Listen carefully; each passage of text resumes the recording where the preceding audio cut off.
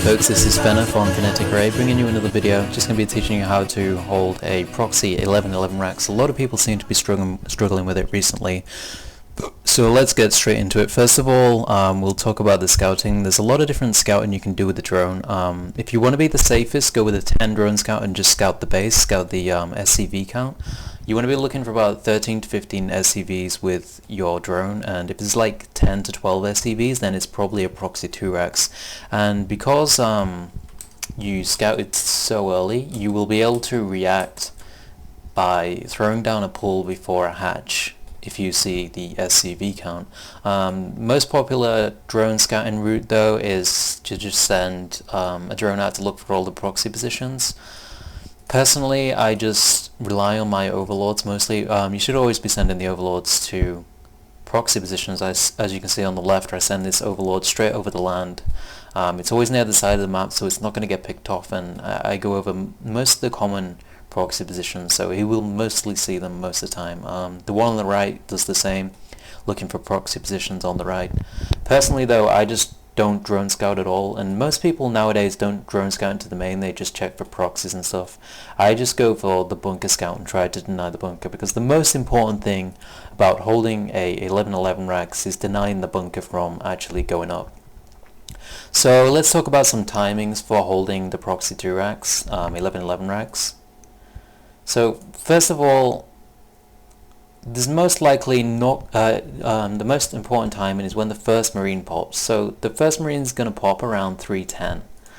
If it's a really crisp time, it can pop around 305, but most of the time it's going to be popping around 3010. That means with travel time combined, it's not going to be at your base until around 320. So something I want to talk about here is that there's only ever going to be one marine in your base at 320, combined with however many SCVs he decides to pull.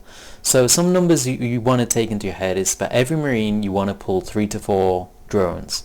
That's so you can push that marine back and then take care of the SCVs with 1 drone for every SCV plus 1. You obviously need plus 1 drones so you can outnumber them, but you only need to outnumber the SCVs by 1 just so you can deny that bunker.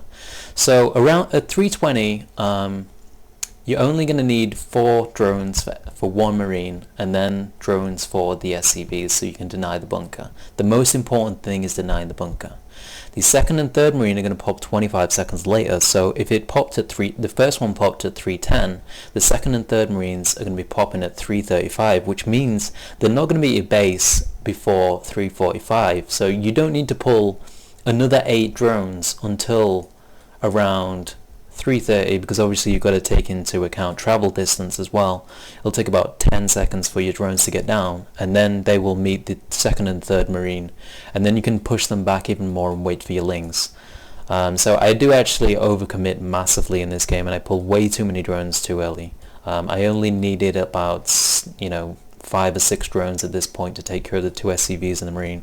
But as soon as the hatchery finishes, you want to throw down a spine crawler, and yeah, you want to be leaving around 2 or 3 drones back at home as well, just so you can keep mining and getting more lings, ling production. So once the spine goes down, you want to be defending that. He doesn't actually throw down a bunker this game, so I keep trying to go back to mine as much as I can, and then I just as soon as my lings pop, I go and engage, going for the marines, pulling my lings back, just going for the marines, ignoring the SCVs. I should be microing these drones as well, pulling them back to the mineral line, but I hold this pretty well. I mean, he's got a lot of SCVs with this push, so he's committing very, very heavily to it.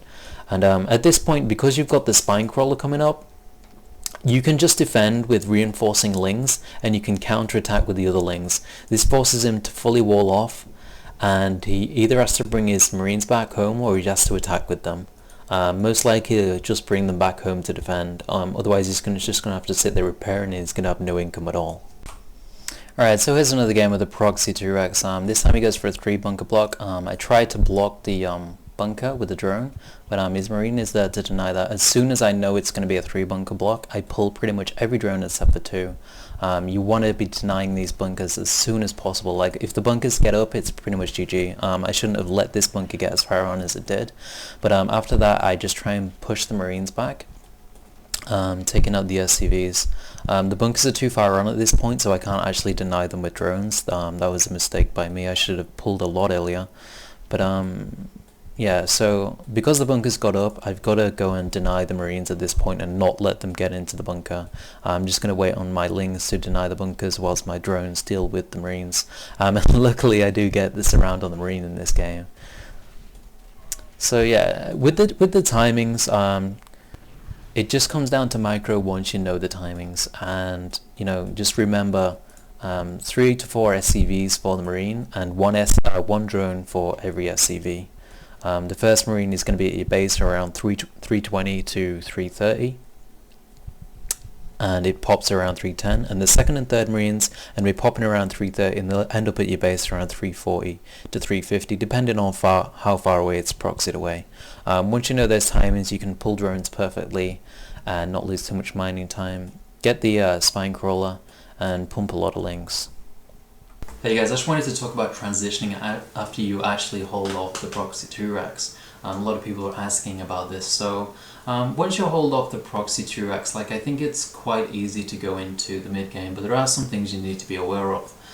First of all, you want to be getting as much scouting information as you can. You want to be throwing in overlords, well, poking in overlords. You don't want to be losing units though. You want to poke in overlords, you want to poke Lings in where you can. You want to be looking for a command center or more racks. If they're just constantly producing Marines, like, it's most likely they're going to be going for an all-in. So once you know it's a command center, like, you can pretty much just drone up 3 base freely. Like, you can just go to full 3 base saturation without worrying about anything at all. Because they're not going to have any gas for a long time, which means that upgrades are going to be very delayed.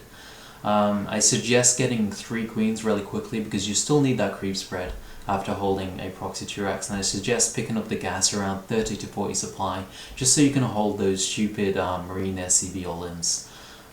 If you don't get any idea of what they're doing by at least 40 supply, I suggest throwing in an overlord just to scout and see what's going on. I hope this helped you out if you're struggling with proxy 1111, and if it did, please throw me a like because it helps us new scrubby YouTubers out, and yeah, that's always useful. Thanks a lot for watching, guys, and I'll see you in the next video.